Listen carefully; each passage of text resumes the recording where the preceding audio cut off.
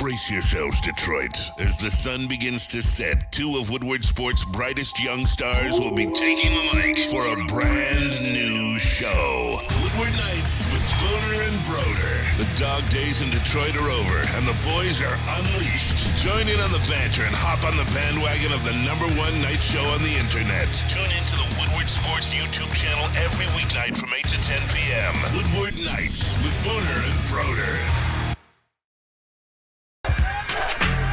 Now everybody from the 313, put your motherfucking hands up and follow me. Everybody from the 313, put your motherfucking hands up. Now everybody from the 313, put your motherfucking hands up and follow me.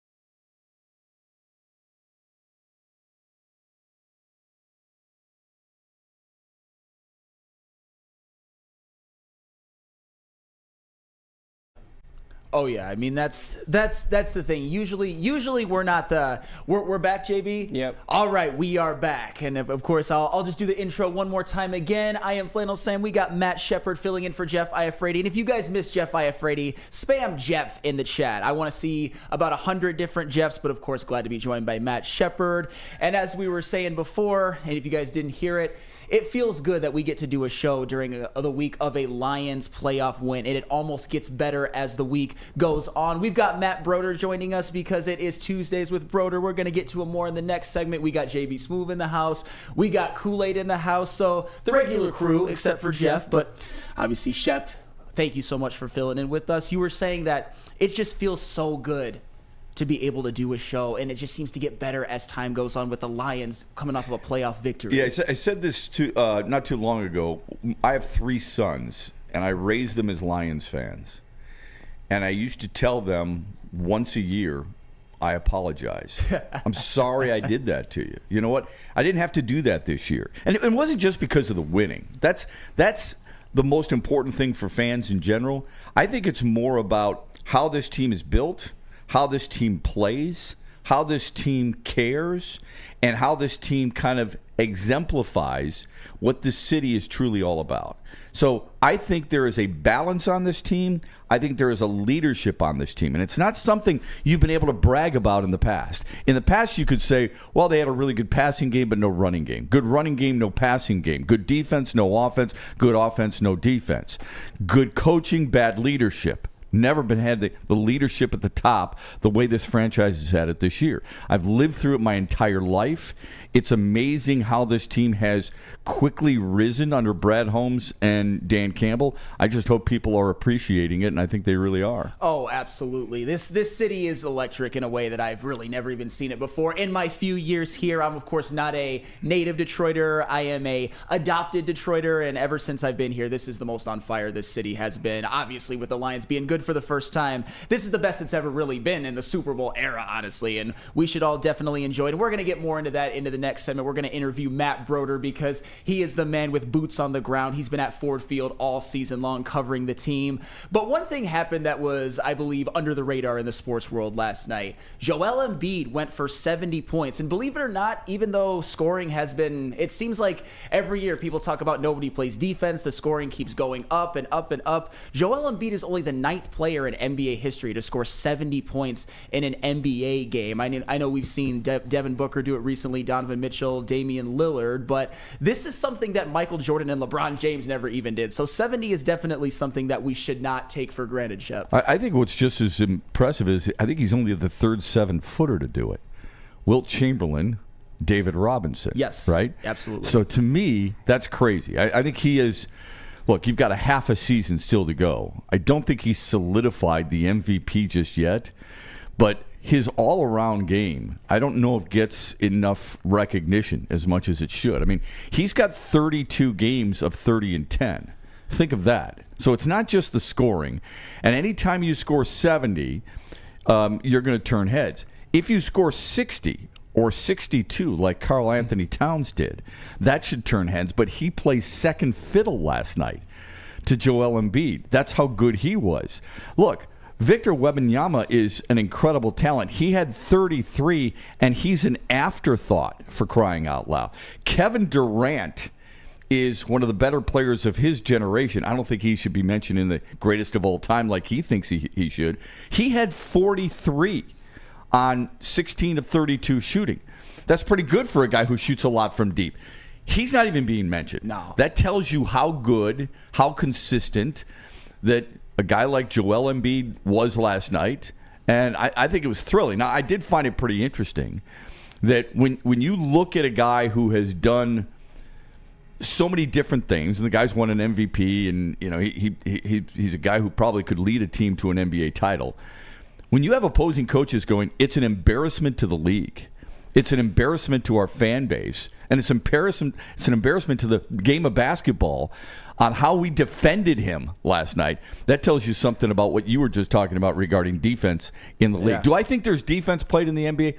Not on a regular basis, down the stretch in close games perhaps, but overall, I think you see it ramp up when you reach the postseason. And that's kind of unfortunate because in any other sport, if they did this in hockey, if they did it in football, I said to Jeff with the Lions, they lost 42 to 38. Well, that's all right. Their defense is going to amp up when they get closer to it. Think about the rage people would have in that regard regarding the NFL. Oh, yeah. And yet in the NBA, I think it's pretty prevalent, and it's unfortunate. Now, I'm not saying that's exactly what took place last night. I'm using what coaches for the other team said, not my observation, not Kool-Aid's observation.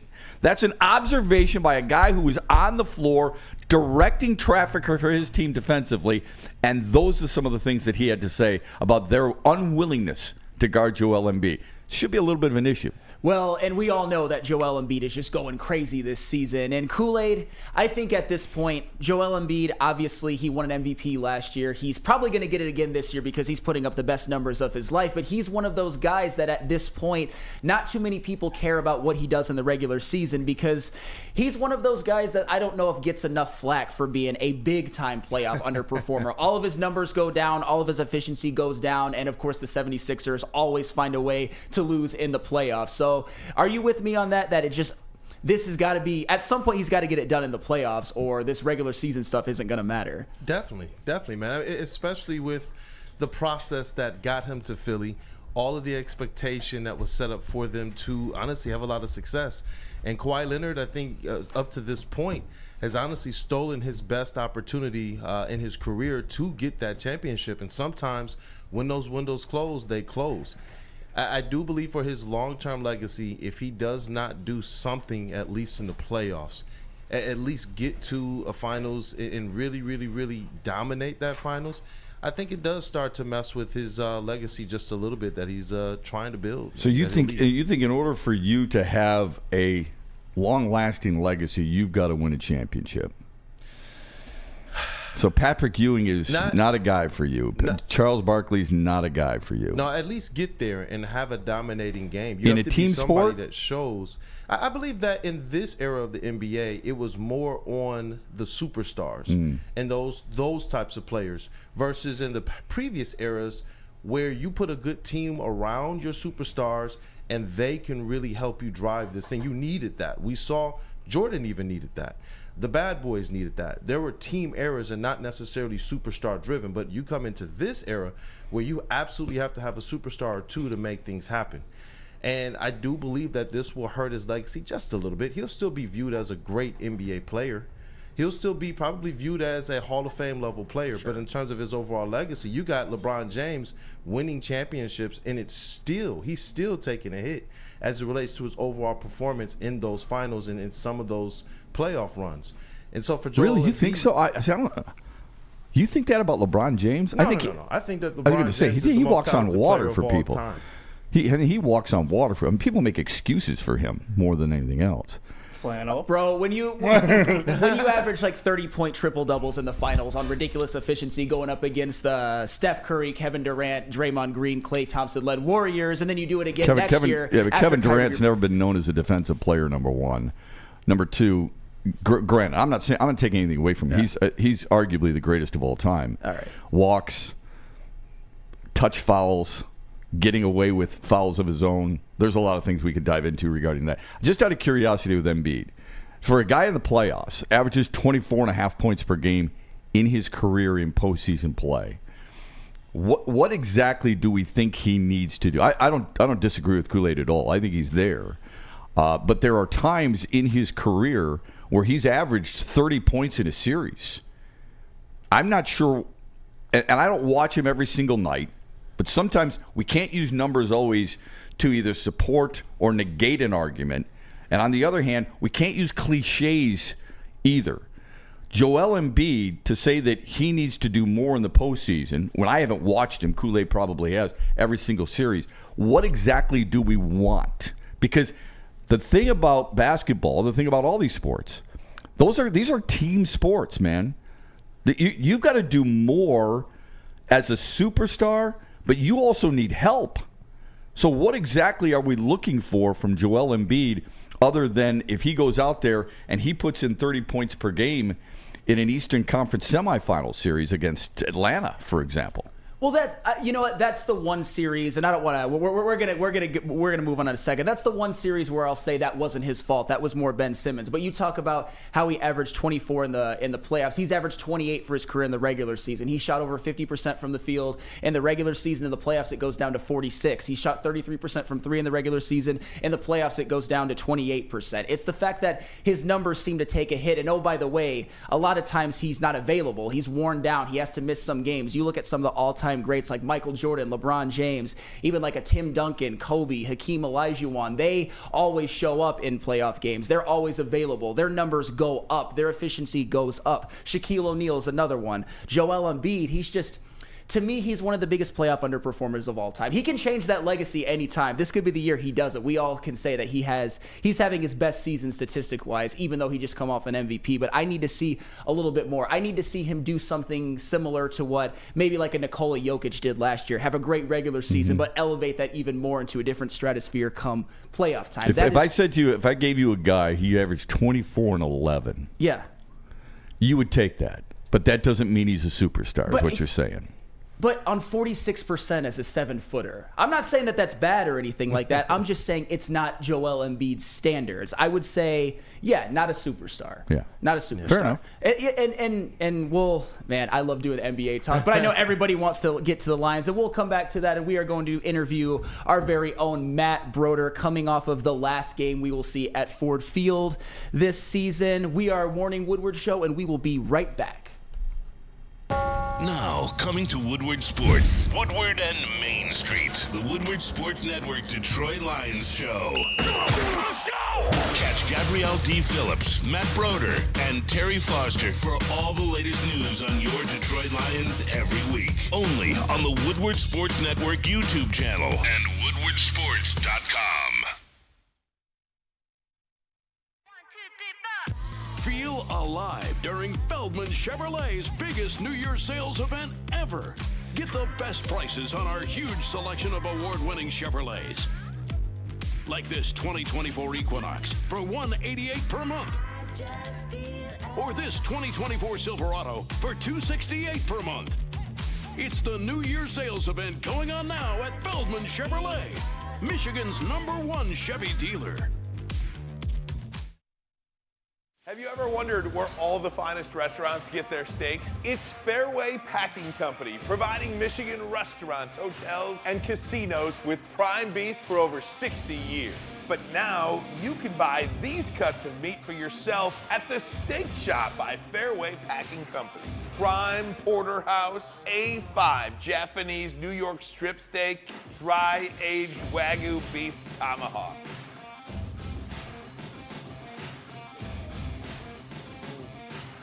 Delicious. Get to the Steak Shop today. Enjoy fine wine, have a private party, and get the finest cuts of meat anywhere. The Steak Shop on Mack Avenue in Grosse Pointe Woods, or order online, fairwaypacking.com.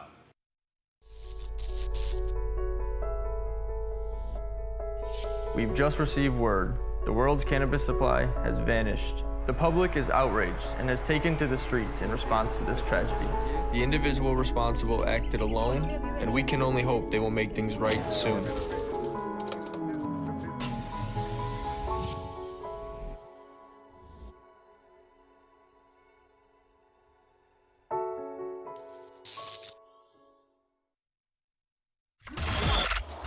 Woodward Sports' own Tom Mazaway and Sam Stick Day will be hosting our Lions postgame show after every Lions game all season long. Tune into the Woodward Sports YouTube channel for his hot-off-the-press takes, game analysis, and Kool-Aid sipping celebrations. You won't want to miss it. Join Maz, Stick, and special guests each week immediately following every Lions game, exclusively on the WSN YouTube channel.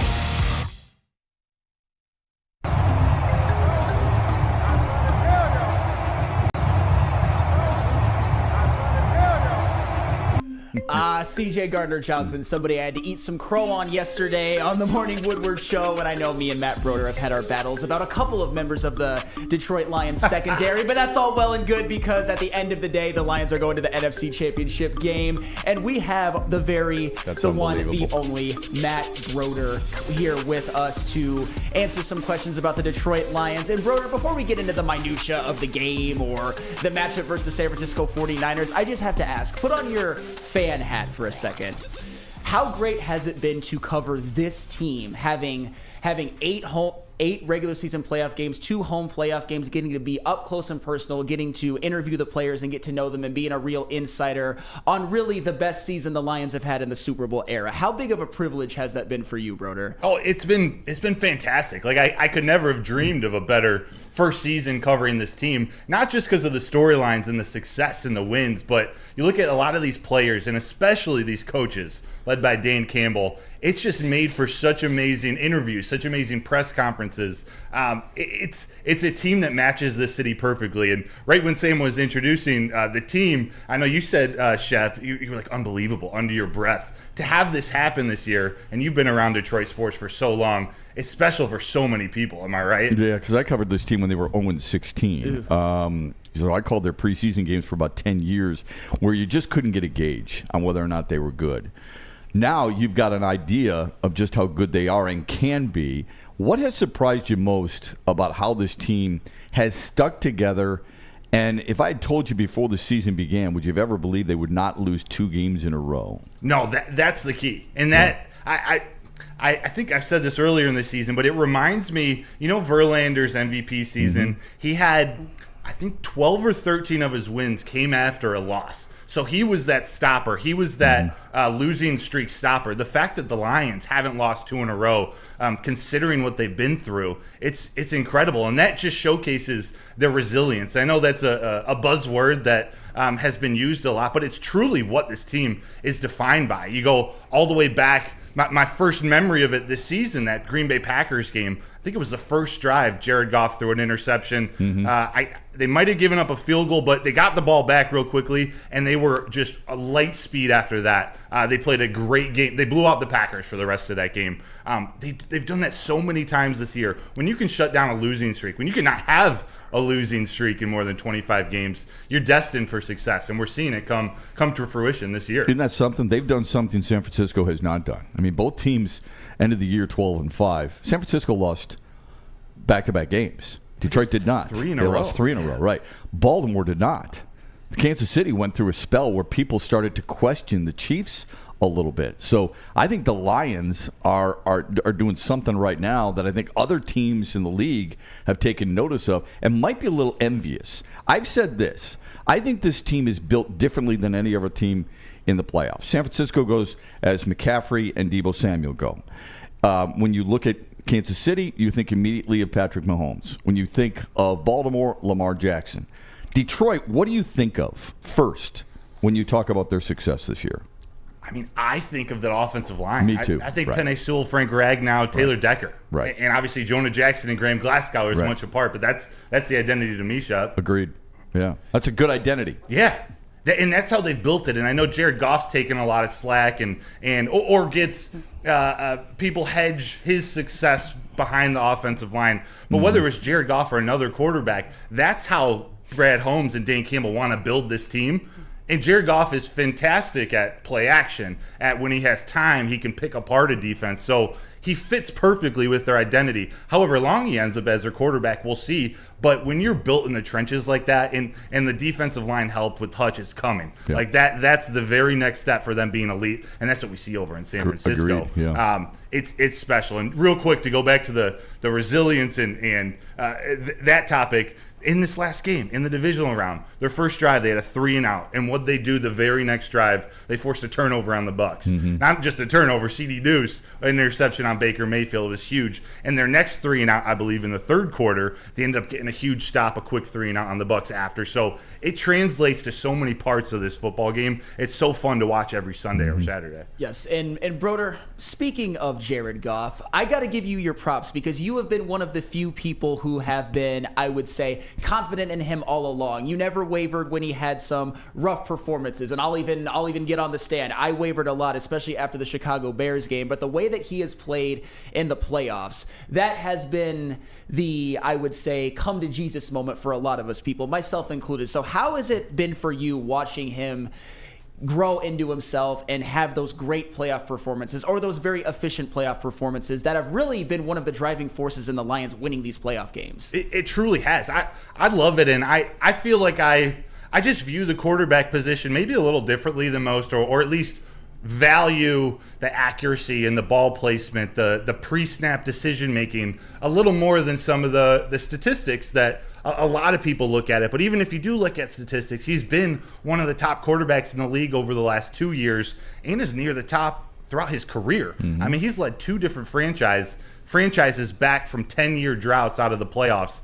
That's not a mid quarterback. An average quarterback doesn't do that. There's something special about him that maybe doesn't show up in a stat sheet or you can't see. So to see him come out this season and lead this team, especially late in games in the fourth quarter, Booner, our loyal Booner path, our Booner not follower, the Booner path that Booner talks about. Part of that has to do with closing games out in the fourth quarter. And Jared Goff, since week 10, which includes 3 losses, he's been at the top of the NFL in pass yards per game, completion percentage, pass touchdowns, and passer rating. So when the game's on the line, whether you need to close out a game ahead or make a comeback like in the Bears game, Jared Goff's been that guy to lead the offense. Yeah, there's too many times I think we look at quarterbacks, and goalies share this too, but we saddle them with losses.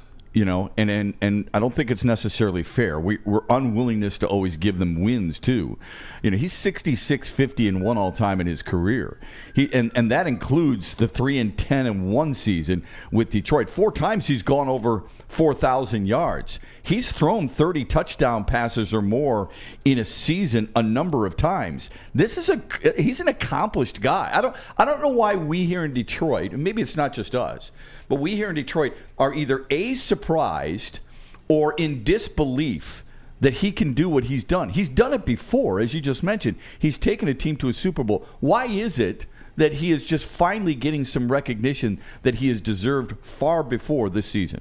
I think it might be because he's leading the Detroit Lions to the promised land, we'll say, to the playoffs for the first time, or winning a playoff game for the first time.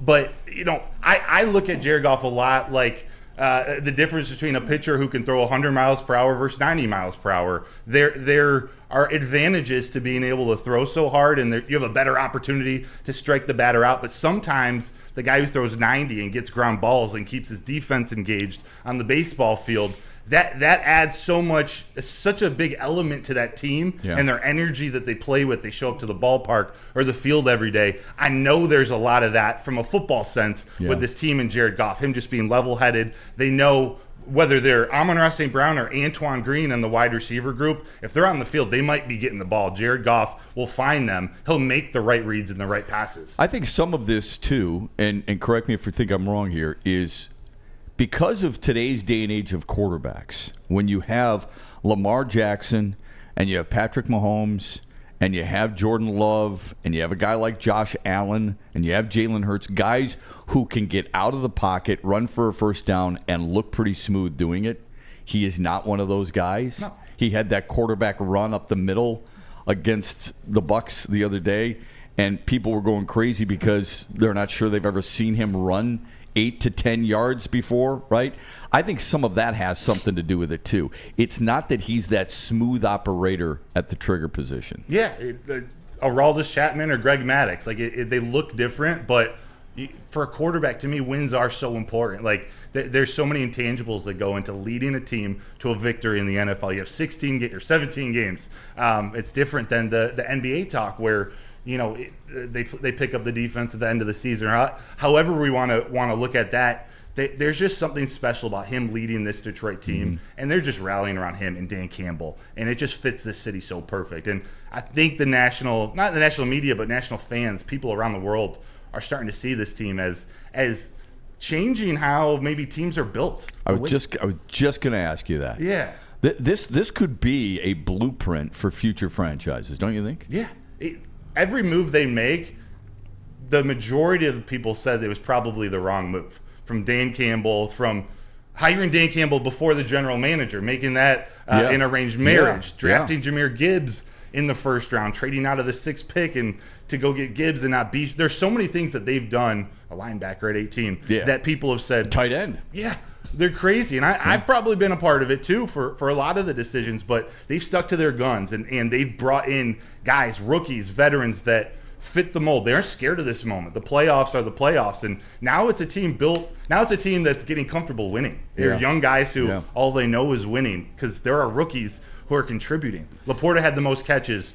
Gibbs had the most rushing yards. Brian Branch had the most tackles in this playoff game. It's been incredible. Oh, it's been absolutely incredible with how the rookies have stepped up. All the draft picks, all the Brad Holmes draft picks over the last 3 seasons, all the last 3 drafts. The way that they're contributing to this team is just, it's amazing. They went from 3-13-1 to the NFC Championship game. An absolutely unbelievable turnaround. But isn't it refreshing that we don't have to sit here and talk about who they should have taken? Yeah. How many times in the past have we looked at a draft and said, you know what? They could have had this guy, Dwayne Wade.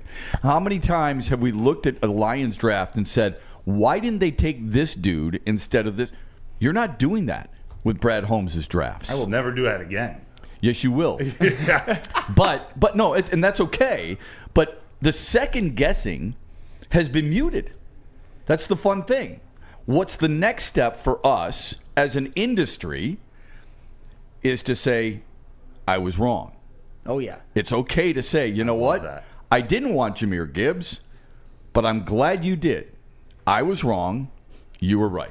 Oh, yes. And I was one of those people that was not super happy with the Jahmyr Gibbs pick. Because you wanted Jalen Carter? I did want Jalen Carter at number 6. I didn't want them to trade out. But retrospectively, we should have all just said, Brad Holmes, you know what you're doing, and he made the right pick. I didn't want Jack Campbell at 18, and it happened. I wanted Michael. If I wanted a tight end in the draft, I would have wanted Michael Mayer. Yeah. And I look pretty dumb for that now. And he was pretty good. He was pretty good with the Raiders. When he was on the field. But he wasn't Sam Laporta.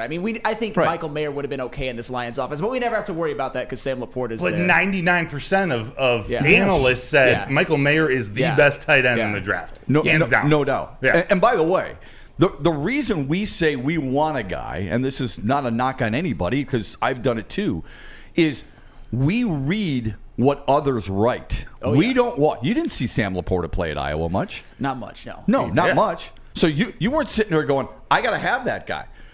Iowa's a tight end factory. Think about it for a second. There are constantly good players coming out of that position. Do we trust what Kirk Ferentz and company are doing? I suppose. But just because Hawkinson was really good, just because George Kittle was really good, doesn't mean that Sam Laporta is really good. But you said something pretty key there, and that is, look, you're never going to question him again. That's not necessarily true. We should question them. I just think he deserves the benefit of the doubt. That's what general managers build up. They build up the benefit of the doubt, not the full trust where you can never do anything wrong. Right? Yeah, right. And he's making the jobs of Mel Kiper and Todd McShay much harder moving forward. He's going to miss on some draft picks moving forward. It's part of it, but we now have so much faith that the majority of his picks might not just be winners. They might be Pro Bowlers or all-pro players like he's already hit on with Penei Sewell and St. Brown. It's special what they're building. Even Jonah Jackson, that draft pick. Yeah. It's good stuff. Yeah, but Sam Laporta, second-team All-Pro as a rookie, unbelievable. And we talked about the offense. We talked about Jared Goff. I want to discuss the defense a little bit with you, Broder, because I think it's still somewhat polarizing among Lion fans. You could look at it a couple of different ways because ever since Week 10 in the Los Angeles Chargers, they've given up a lot of huge games to number one wide receivers. You think of Keenan Allen, you think of Justin Jefferson, Puka Nacua, Mike Evans, CeeDee Lamb. But in those games, they also usually don't let a second receiver go off. They limit the run, and a lot of times they shut down the run. And one of the ways they've been doing that is they create turnovers. Like in the Vikings game, in the two Vikings games, they intercepted Nick Mullins a combined 6 times. They forced a couple turnovers against Dallas. They forced a couple turnovers against Tampa Bay, and against the Rams, they were great in red zone defense. Every time the Rams went to the red zone, they settled for a field goal. So my question is this defense good enough to win a Super Bowl, this Lions defense? I think so. Because to win a Super Bowl, they just need to put 2 games together now. Yep. They need to get a couple takeaways. They're going to give up yards. They're going to give up points to the 49ers and whoever they might end up playing in the Super Bowl. But their blueprint is getting pressure on the quarterback in relatively confusing ways by blitzing defensive backs and safeties, and then taking advantage of that pressure by getting takeaways. So if they can do that once or twice against Brock Purdy and Jared Goff takes care of the ball on offense, they don't have any turnovers. Yeah, you could sneak out of San Francisco with a win and then go try to do it again. You just said Super Bowl and the Lions in the same sentence. I just can't get over it. Here's my concern, though. I think in order for Detroit to be successful against San Francisco, I don't think you can blitz. I think you've got to have pressure with 4, and that's been their biggest problem. How do you fix that? Who can come in, Houston, and fix that? That might be the only answer. Otherwise, they've proven they can't win rushing 4. They can't get to the quarterback and make it difficult enough to force mistakes. So we hope Houston, who was healthy all this last week, he was a healthy scratch in this game.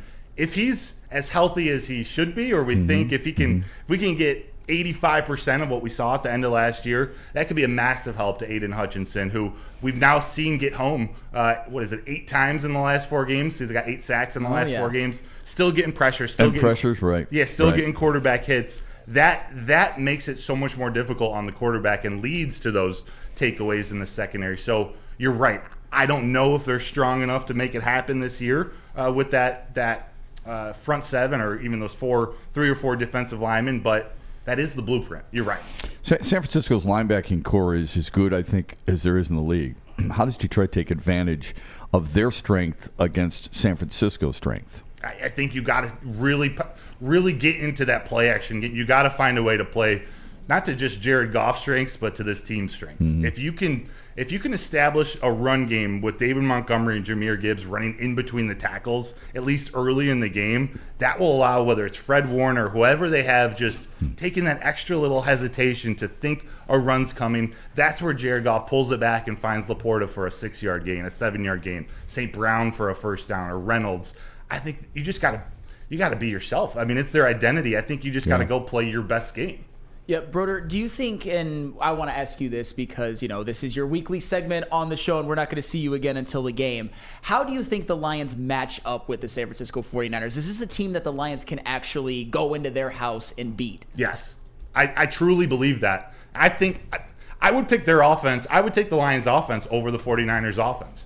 Even if Deebo Samuel's healthy enough? I mean, it's 50-50. I think he's going to play. Yeah. But you would take Detroit's offense over that offense? I would. I think the offensive line is stronger, and I think there's so much power to having that. And then the rhythm that they play with, or the way Jared Goff is able to distribute the ball to so many different people, you can't take one player out of the game on this defense. You might, single out St. Brown, but Laporta is going to go off. He's going to find Reynolds. Khalif Raymond might be back.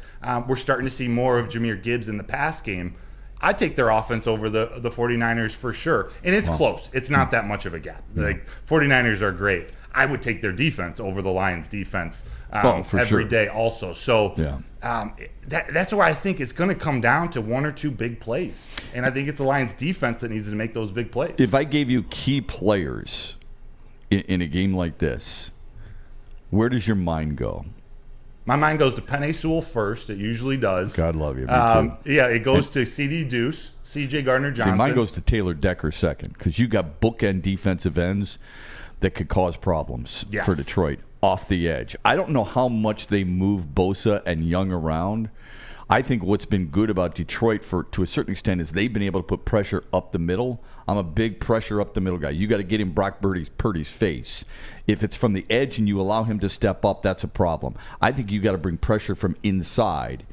But if you look at the two tackles, I think they're so important because you mentioned that's why it's kind of a setup of a question. What's the identity? You say offensive line. Then you ask, hey, listen, where does your mind go? Key players. You say Sewell right away. That's great stuff. But Christian McCaffrey is going to be an issue, right? So Detroit's run defense has been pretty good. How vital is it to do that and make San Francisco, lack of a better common phrase, one-dimensional than anything else? I think that's absolutely huge. And Taylor Decker, I think, had his best game of the year last week or 2 days ago against the Bucs. He played great, and that allowed Ragnow, Jonah Jackson, and Yodi Awasika and Graham Glasgow to focus on Vita Vea and that pressure up the middle. So Decker's huge. But you're right.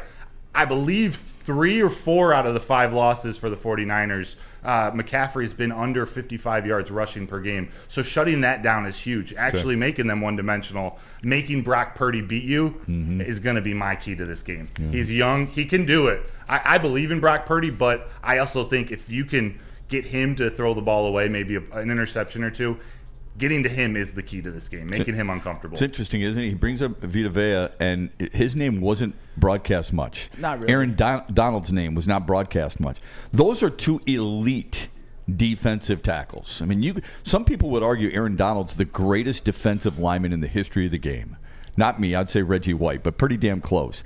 And he was not mentioned very often during that playoff game. That tells you something about how good the interior part of that offensive line was against the Rams, was against the Bucs, and will have to be against the Niners. Oh, yeah, and you've seen it also with, not just with the interior, but with Penei Sewell, Taylor Decker taking some of the best edge rushers out of the game. You've seen it with Danielle Hunter most recently. You saw it with Bosa and Mack in the Los Angeles Chargers game. And honestly, we know how good that Nick Bosa is. He was the Defensive Player of the Year last year. Chase Young is a damn good number 2 defensive end, but at least when it comes to Penei Sewell, I think Penei Sewell can block Nick Bosa. Penei Sewell is the best offensive lineman in the NFL. He's going to step on the same field as Trent Williams and be the better player right now. Wow. I really Trent truly Williams believe pretty that. damn good, man. No, he is. Trent good. Williams is going to walk straight out of the NFL and walk into the Hall of Fame with the gold jacket. But right now, I think Penei Sewell's better. And Taylor Decker, you're right. He played maybe his best game as a Lion against the Tampa Bay Buccaneers. And we're going to need more of that. Do you guys think Penei Sewell's better than Frank Ragnow at what they do? I think Frank Ragnow is the best. I think he's the best center in football. He is. Honestly, I think they're both the best at their positions. They are. Wow. But I might put Penei Sewell as the best overall offensive lineman. I would. Then why doesn't he play left tackle? Since everybody views that as the best or the most important offensive line position. I'm not one of those people. I'm just saying, why isn't he the left tackle then? I think it's just for lack of a better term, an embarrassment of riches. You have a very, very, very good left tackle in Taylor Decker. So that was the initial decision to start Penei Sewell at right tackle after they drafted him. There is always the possibility that should Taylor Decker retire or move on at some point, Penei could move over if there's a better right tackle in the draft. Yeah. That's what makes Penei so special. When Taylor Decker missed a game, he did move over to left tackle, so he can do it all. Oh, yes. Tuesdays with Broder. It never disappoints. Thank you so much for joining us, of course. Man. And everybody, if you're not watching Woodward Nights with Booner and Broder, then what are you doing? Tune in tonight from 8 p.m. to 10 p.m. Eastern Time and every single weekday, Monday through Friday. Thank you again for joining us. We will be right back. And coming up next, we're going to get into the San Francisco matchup a little bit because you know what? After a while, you have to turn the page. We're still high off of that Kool-Aid, but you got to turn the page because job is not finished. But first, I have to tell you about Premier Pet Supply. You know, my favorite read because I get to brag about my golden retriever Jake and my orange cat Milo. And where do I get all of their food, toys, treats from? Premier Pet. Give your pet the best like I give my pet the best. Premier Pet Supply is hands down Michigan's best pet store. Same prices and all the conveniences of the online and big box retailers. With one major difference, family and locally owned and operated for 30 plus years. Over 60 brands of food with nutrition experts to help you. Same day, local, curbside, and home delivery. Premier Pet Supply. Give your pet the best. Visit their website at premierpetsupply.com. Woodward Sports' own Tom Mazaway and Sam Stick Day will be hosting our Lions postgame show after every Lions game all season long. Tune into the Woodward Sports YouTube channel for his hot-off-the-press takes, game analysis, and Kool-Aid sipping celebrations. You won't want to miss it. Join Maz, Stick, and special guests each week immediately following every Lions game, exclusively on the WSN YouTube channel. Your home is your most important asset. Flexibility in the sales process is key. When you work with Mark White & Associates, you can cancel at any time, for any reason, without penalty. Speaking of flexibility, check this out. Who you work with matters. Hire the best broker in the game.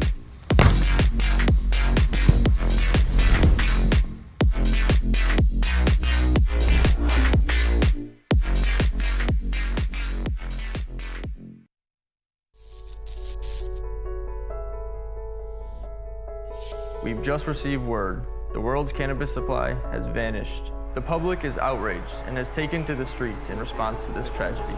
The individual responsible acted alone, and we can only hope they will make things right soon.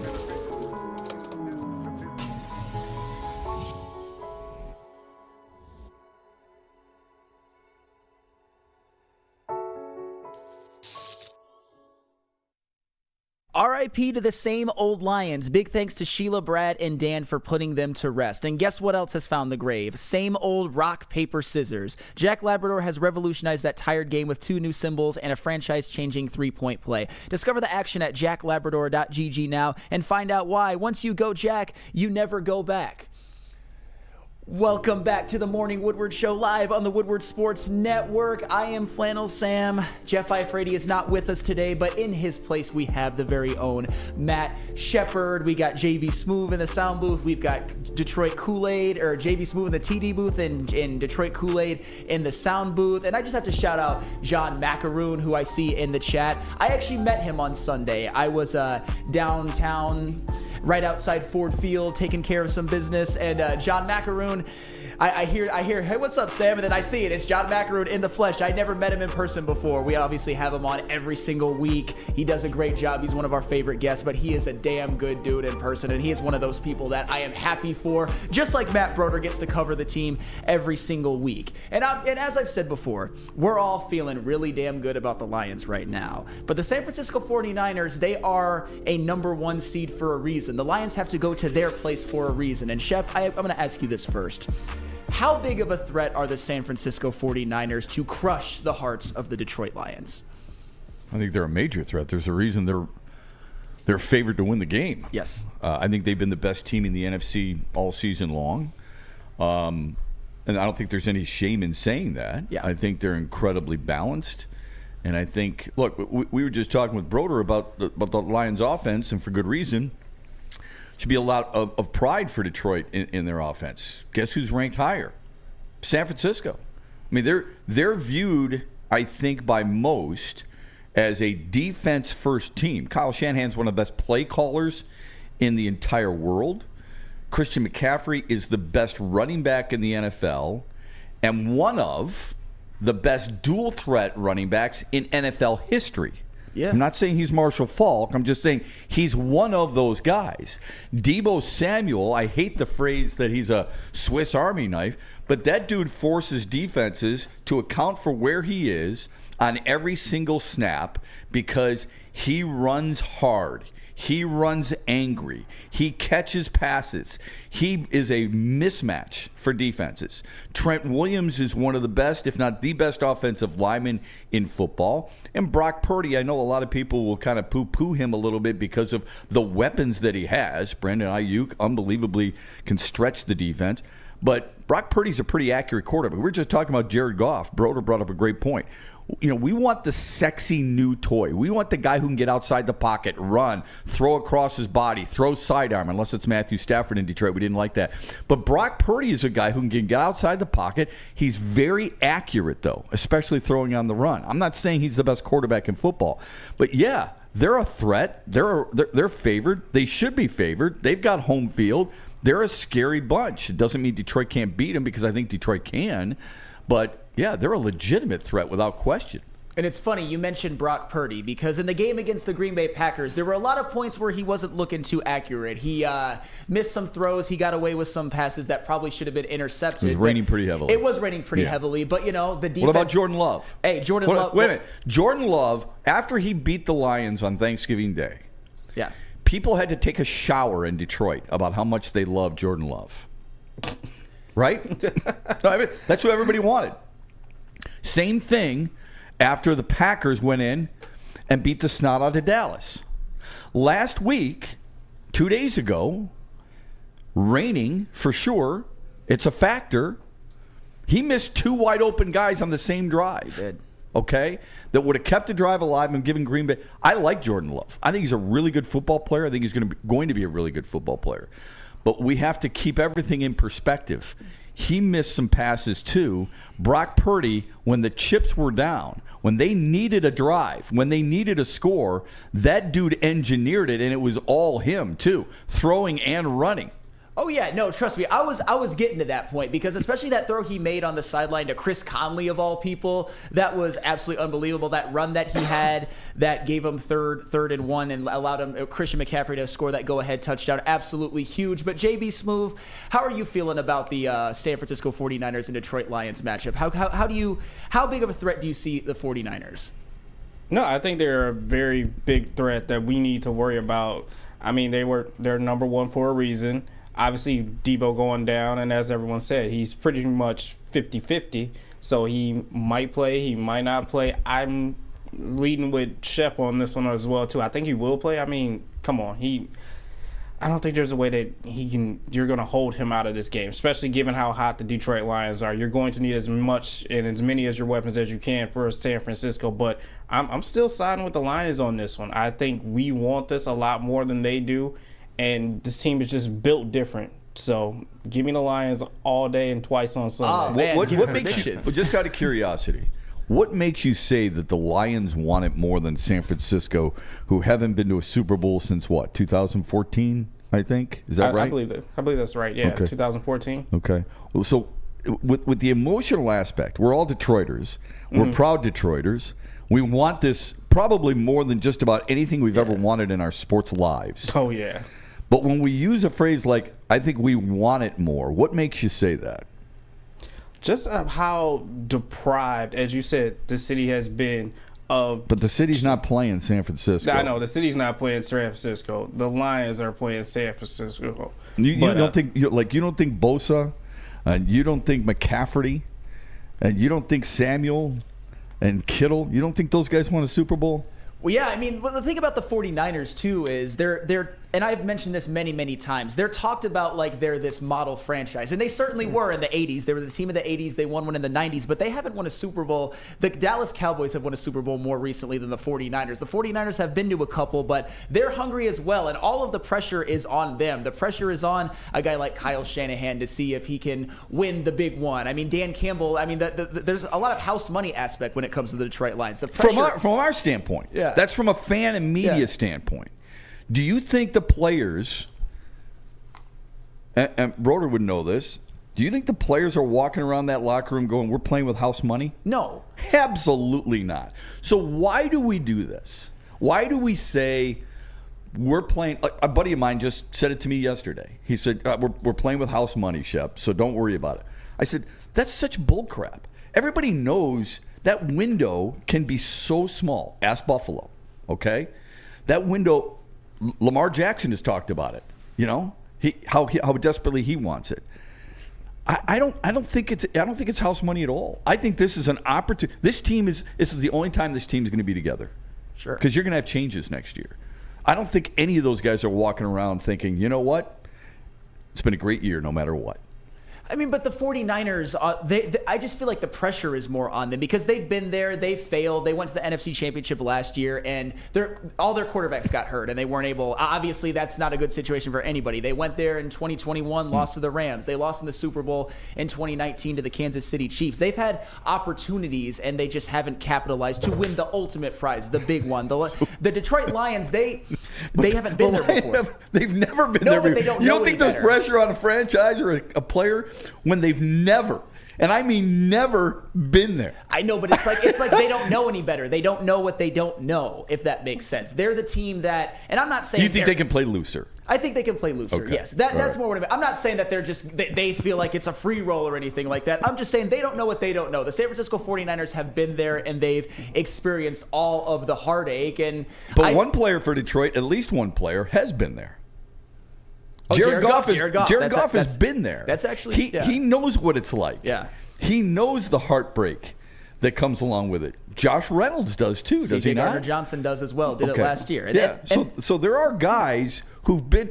They just signed Zach Ertz. Yeah, he's been there. More he on knows that what later, it's by the like. way. Yeah, but he knows what it's like.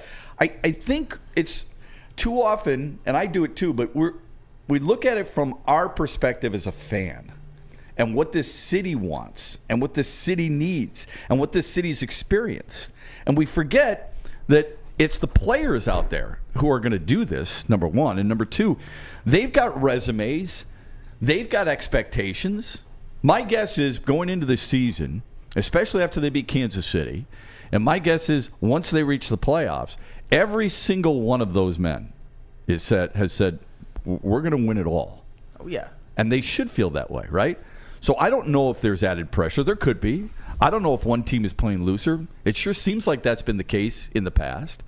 But I do believe that Detroit's experienced plenty of success and heartache enough on their team to just about balance out what San Francisco has felt in the past, where they feel like this is a window for them to take advantage to. Well, sure, and for the record, I don't think the house money aspect is, or the pseudo house money aspect is, however you want to say it, is the biggest factor. The San Francisco 49ers are a damn good football team. I mean, they're top 5 in scoring offense and points allowed per game. They have a +10 turnover differential. They're top 5 in rushing defense. They have the best running back in the NFL, probably the best group of wide receiver weapons in the NFL if Deebo Samuel plays. Mm-hmm. Nick Bosa, Chase Young, Fred Warner, Dre Greenlaw. That front 7 is just nasty. Trent Williams, one of the best offensive linemen who's probably ever played in the NFL. He's still playing well. They're a damn good football team, and there's a reason why they're the number 1 seed. The one thing I will say, though, is when the 49ers had that little lull in the season, that 3-game losing streak, Deebo Samuel was out. He went out early in the Cleveland Browns game. He missed the next 2, and they lost all 3 of them, and their offense averaged 17 points per game, and Brock Purdy threw 3 touchdowns and 5 picks.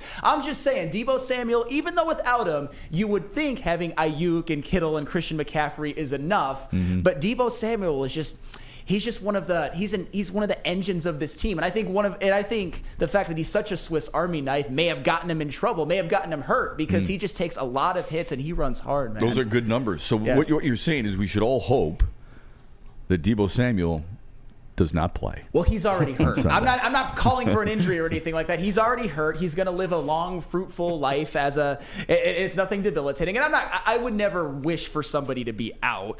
I mean, but regardless, I would. That's okay. I mean, I always want to play a team who's at their strength, so there's no excuses. Yeah. Because I lived through that bull crap with the Pistons way back in the day when everybody said, "Oh, Magic Johnson was hurt, and that's the reason the Pistons beat the Lakers in 1989."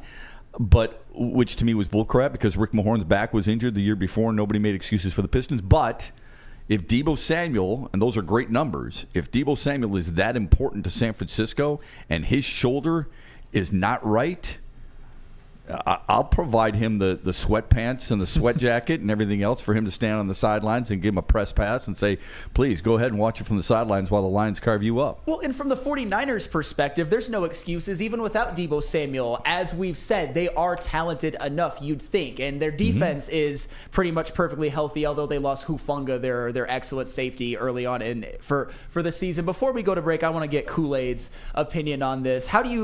How big of a threat are the San Francisco 49ers? Obviously, they're a big threat, man. When you get this far into the playoffs, you can't take anybody lightly. But I've believed each and every matchup the Lions have had in the playoffs, it's been a big threat. It's been a big matchup. It's been things where they've been picked against, where the national narrative is that they're going to lose or struggle, or that their defense isn't up to par, or that Jared Goff just isn't that guy. But what we've seen out of the Lions, and I said this on the postgame show too, is that no matter what they've kind of gone through, injuries, you know, the big plays from the receivers and the big yards from the opposing receivers and such, this team has found a way to just be consistent, no matter the team, no matter the expectation. They're only giving up 20 points plus or minus 3 points in each of these games. Even though people said that the Dallas game was supposed to be a shootout, the game against the Rams was supposed to be a shootout. And honestly, the way that they're winning these games and taking over like Lambeau during the season, going out to KC and beating them on the road. Think about the road wins they have. KC, the Chargers, the Lambeau, Minnesota. These are some of the house of horrors for the Lions. Agreed. It honestly gives me a lot more confidence that this Lions team underneath Dan Campbell just has this recipe to always not play up to their competition, but play a little bit better than their competition, no matter what the expectation is. So strong take. Yeah. Love it. Yeah. Oh yeah. I'm with you on that. They've went into tough environments. They've faced a lot of adversity. They've won a lot of these games by making the winning play and taking advantage of breaks. I mean, you've seen it in the playoffs. You saw it in the regular season. Hopefully we see it more in the game at San Francisco. Sir James in the chat. Deebo doesn't want to be squared up with Hutch. I'll tell you what, if you have an ailing shoulder, that is not a man you want to get hit by. And even if he plays, you'd think he would be hampered a little bit. But you know, we talked a lot about the San Francisco 49ers, but if the Lions, if they want to get an extra workout going into their, I know practice is enough, but if they want to get a little extra something, they would go to Planet Fitness, of course. Planet Fitness is home of the judgment-free zone, where anyone, and we mean anyone, can feel comfortable and work on their fitness goals. At Planet Fitness, you will experience a squeaky clean gym that has tons of equipment, a full body workout in just 30 minutes, and all memberships include fitness training. You get all of this for just $10 a month, no commitment. No matter where you are, there's a Planet Fitness close by. There are more than 50 in Metro Detroit and thousands more throughout the world. It's Planet Fitness, where your fitness is essential.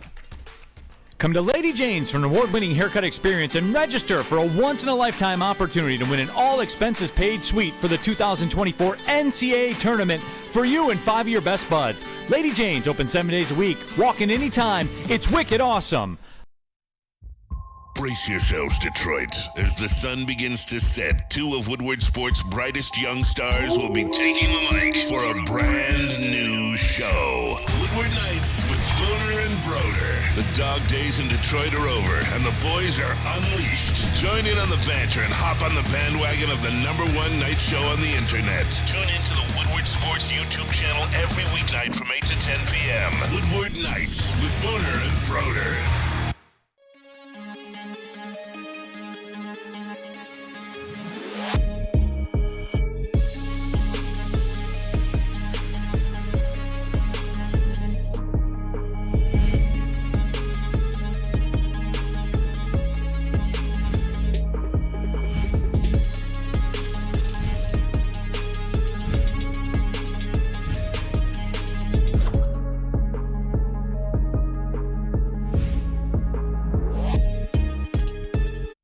over 60 years, Fairway Packing Company has provided Michigan's finest restaurants, hotels, and casinos with prime beef, Wagyu beef, and dry aged beef. Experience the Fairway difference for yourself today. Visit the steak shop in Grosse Pointe Woods for grab-and-go steaks, or order online at fairwaypacking.com.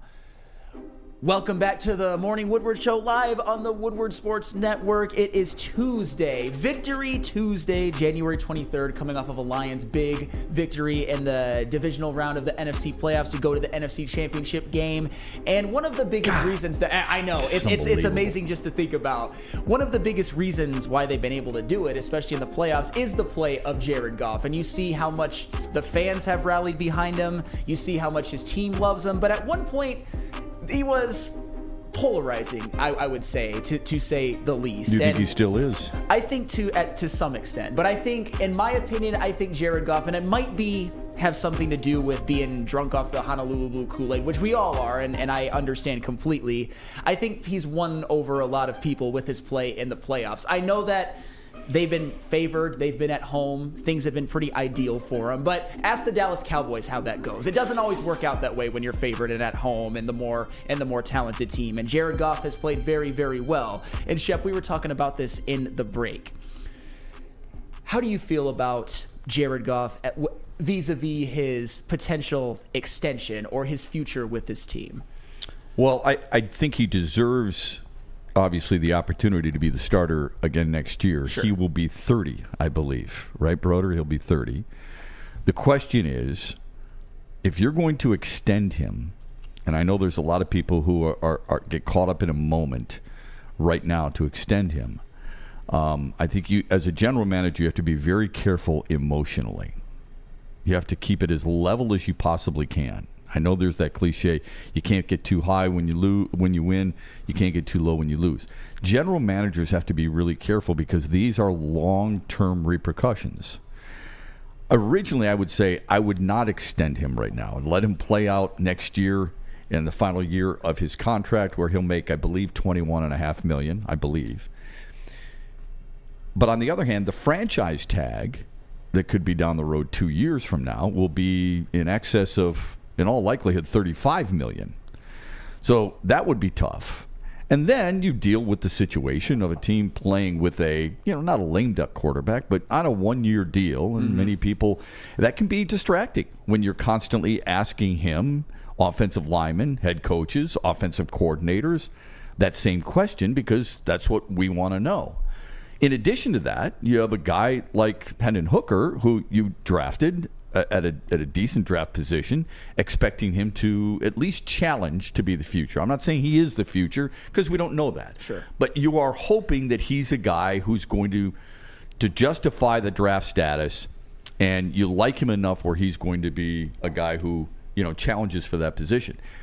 I worry about an extension. When people say you got to extend him now, I always ask them, how long? Because this is not Jalen Hurts, who signed his extension at age 25. It's not Lamar Jackson, who signed his extension at age 26, 27.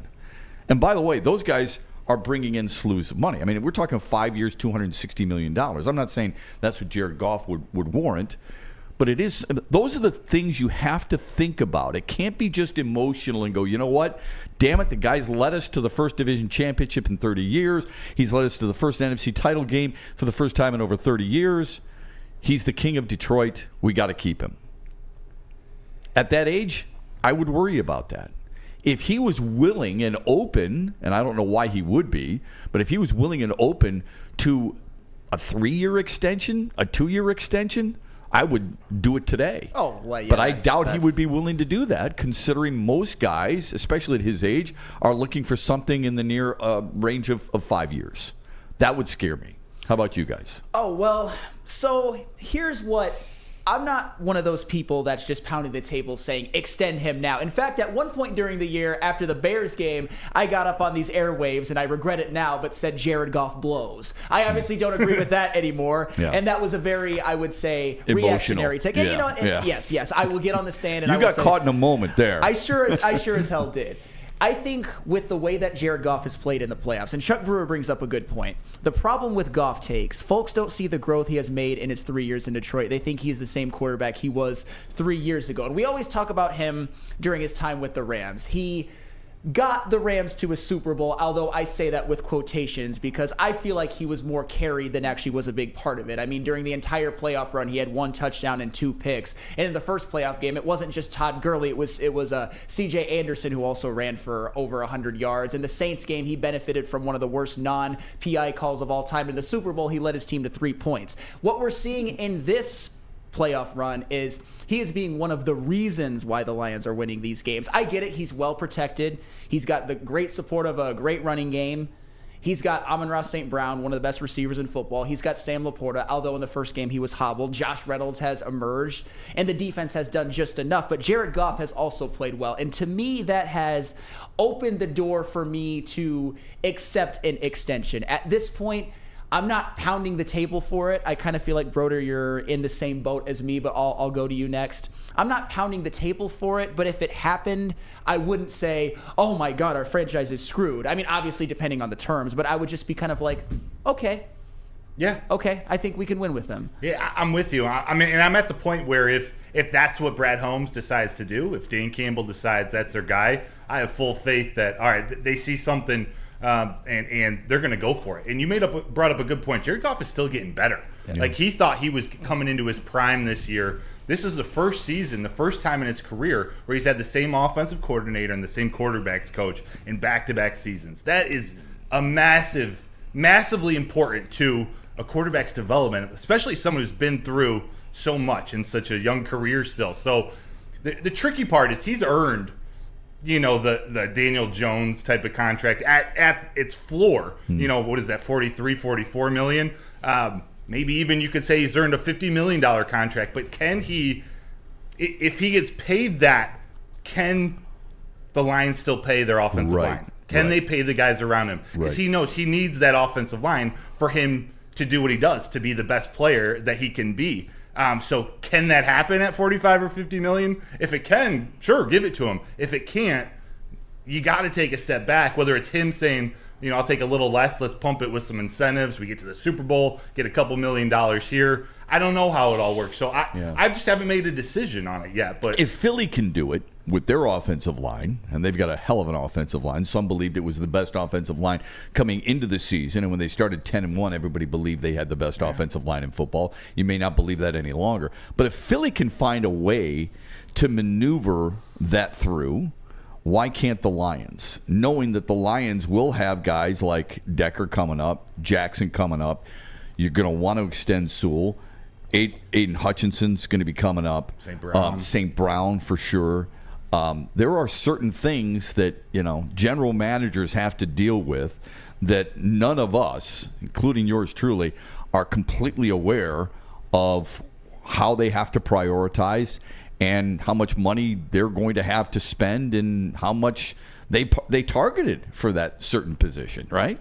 Yeah, that's always. That's the question. If you extend Jared Goff, there's gonna have to be some difficult decisions made, and we talked about it. Penei Sewell is a lock. We're gonna want to pay him probably the highest contract of any offensive lineman in history. Amon-Ra St. Brown, I mean, he didn't get that 5th-year option because he's a 4th-round draft pick. His extension is coming right up, and we're gonna want to pay that. Aidan Hutchinson, same thing. We've got 3 rookies this year who have had spectacular seasons, I would say, especially for rookies. Yeah, you don't have to worry about that for a little bit. I don't think you. That's on your radar just yet. Well, there's a couple angles I could go with that because yes, when you have young players, for a while it's good because they have that window of that rookie contract, and then you have to pay them, especially when you have players who will become not just like good contributing players, superstars. Amon-Ra St. Brown's a superstar. Penei Sewell's a superstar. I believe Aidan Hutchinson now is a superstar. But then when you come to rookies, I think Brad Holmes might be able to replenish the draft with more players, I would say. And I'm not saying, he will find the next Amon-Ra St. Brown or anything like that. But you look at an example I will give is that Kirby Joseph. I think he's one that when his time comes up, there's going to be some question. Is he one that you're going to let walk? But This year they drafted a Brian Branch. I'm not saying they're the exact same kind of players, but Brian Branch, I think, is a much better defensive player, a better defensive back overall than Kirby Joseph, and it might make it easier to let somebody like him go, for example. Sure. I mean, you believe in your drafting and development, and that's a big reason why this team has had success. And we know it's not Major League Baseball. It's not Ronald Acuna after just a couple of years. Yeah. Suddenly you're signing to him to a $100 million deal, and you've got him locked up for a long period of time. That's not the way it works in the NFL. So I don't think Sam Laporta and Jahmyr Gibbs and those guys are necessarily on that radar. But to your point, I think it's going to come up fast enough. We all know it's a quarterback league, right? So you got to have the trigger that you truly believe in. And Jared Goff has created that belief. Well, whether they win or lose, I don't know. I mean, maybe you'll jump off that ship quickly because it sounds like you did against Chicago, even though against Denver he threw 5 touchdowns. So I wonder, that roller coaster you personally were on must have been a really wild ride. Well, yeah, no, most certainly. Because he was unbelievable against Denver, and then I think they played New Orleans after that, and he was pretty damn good, and maybe he changed your mind. But I do believe, to your point, he's earned it. I think a lot depends on what he and his agent are looking for and how that fits into Detroit's current and long-term situation regarding the other players that you just brought up. Sure. Because if he's earned it, God knows Amon St. Brown has earned it too. Oh, yeah. And that brings up a pretty interesting discussion, I think, because I think he's a hell of a player. And it's not just because of where he was drafted. It's just in general, right? He's an all-pro. Yeah. He's not a Pro Bowler. He's an All-Pro. That means more than anything Absolutely. else. But he's not the deep threat that this team desperately needs. You hope Williams is, but St. Brown is not. St. Brown is, a dig route kind of guy. He's on the out pattern. Give him space, catch it in space, create something. It'll be interesting to see how much he's worth, because he is not CeeDee Lamb. He is not Cooper Kupp. He is a different kind of receiver. I think he's Cooper Kupp now. I think he's better than Cooper Kupp now. I don't know about that. Cooper Kupp's unbelievable, man. Of course. But I think he's a unique player, and it'll be a unique circumstance. And what price tag do you put on the grit, the intangibles that he brings, or just fits with Detroit? It's perfect. I mean, it's a perfect fit. So, how do you price that? I think the biggest move this offseason for the Lions, or the biggest, should I say, employee retention, is keeping Mike Disner, their COO. He's the numbers guy who helps Brad Holmes in that front office. Wow, that's good. Evaluate everything from a financial basis. He's the guy who's going to be doing these who's going to be negotiating or making the decisions, or helping them make decisions around this contract. So, although they're probably going to be losing Ben Johnson, Aaron Glenn, there are draft picks to recompensate that. So, I think they got to do whatever they can to keep Disner. That's a really good point, man. That's something that just did not get a lot of publicity, but it is so true. The reason I bring up St. Brown too is not that he reminds me of this player, but Anquan Bolden was a grit guy. Okay, he played in Detroit for a year. Yeah. He was in San Francisco, and he was in Arizona, and he's in Baltimore. Teams moved on from him, even though he was grit. I mean, you talk about a tough SOB after the catch. That guy was it, right? They're two totally different players. Again, I don't think they have the same game, but I'm just talking about what the word you used with grit and how you can overcome, or teams are willing to move on despite a guy showing that grit. Now, he did play 7 years, I believe, in Arizona, so there is a little bit of a difference there. So that really intrigues me. It really intrigues me on how that's going to happen. Well, yeah, I mean, but Amon-Ra St. Brown, I think we would all agree, not that you were implying it or anything like that, but Amon-Ra St. Brown is the least of the Lions' problems, and he's a first-team All-Pro as a third-year player. And I get what you're saying about not being a deep threat or anything like that, but to me, Amon-Ra St. Brown as shoot, I forgot the name of the song. Nobody's perfect, but you're perfect to me. And you know what else? Maybe the Lions can just go win the Super Bowl this year, and we're not so worried about futures and extensions, but obviously we have to talk about it. And speaking of futures, Shep, you brought up something interesting last night that I want to touch on with you. But first, I have to tell us about Swiss Insurance. Do you have football on the brain? Of course you do. Right now is the most perfect time with the Lions in the playoffs, Michigan winning the national championship. to shop your home and auto insurance. How do you not? Shop it like a pro with Swiss Insurance. They cover Woodward Sports Network, and they should be covering you too. Ask for Market Swiss Insurance today at swissins.com or call 248-800-4177. Again, that is 248-800-4177, Swiss Insurance. At Planet Fitness, you can get energy without the judgment. Hi, can you help me with this? You don't know how to use it? This is better. Join now through January 19th for just 24 cents down, $10 a month. Never intimidating, always free fitness training and equipment for every workout. Join today during the Big Fitness Energy Sale for 24 cents down, $10 a month. Cancel anytime. Deal extended through January 19th. Over 50 Metro Detroit locations. Woodward Sports' own Tom Mazaway and Sam Stick Day will be hosting our Lions postgame show after every Lions game all season long. Tune into the Woodward Sports YouTube channel for his hot-off-the-press takes, game analysis, and Kool-Aid sipping celebrations. You won't want to miss it. Join Maz, Stick, and special guests each week immediately following every Lions game, exclusively on the WSN YouTube channel.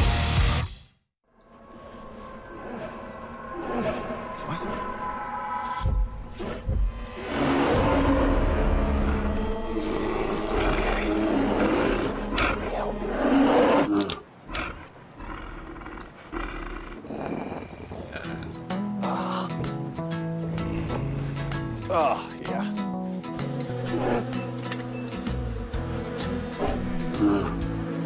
Nothing. CJGJ.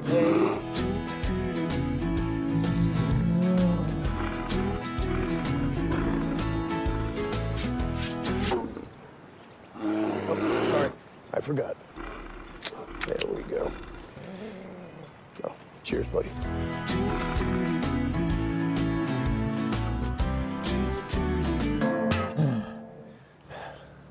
I think we need to get you a pick. Now, coming to Woodward Sports, Woodward and Main Street, the Woodward Sports Network Detroit Lions Show. Let's go! Catch Gabrielle D. Phillips, Matt Broder, and Terry Foster for all the latest news on your Detroit Lions every week. Only on the Woodward Sports Network YouTube channel and woodwardsports.com.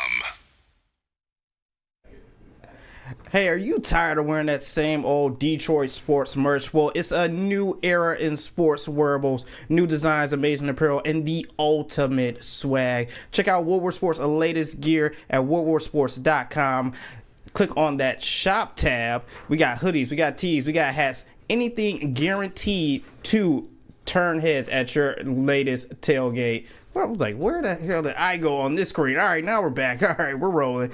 We got everything that turns heads at your latest tailgate, and you know you need to swag out, especially if you're going down there to Cali to represent the Detroit Lions. Get the latest designs today at woodwardsports.com. Click on that shop tab.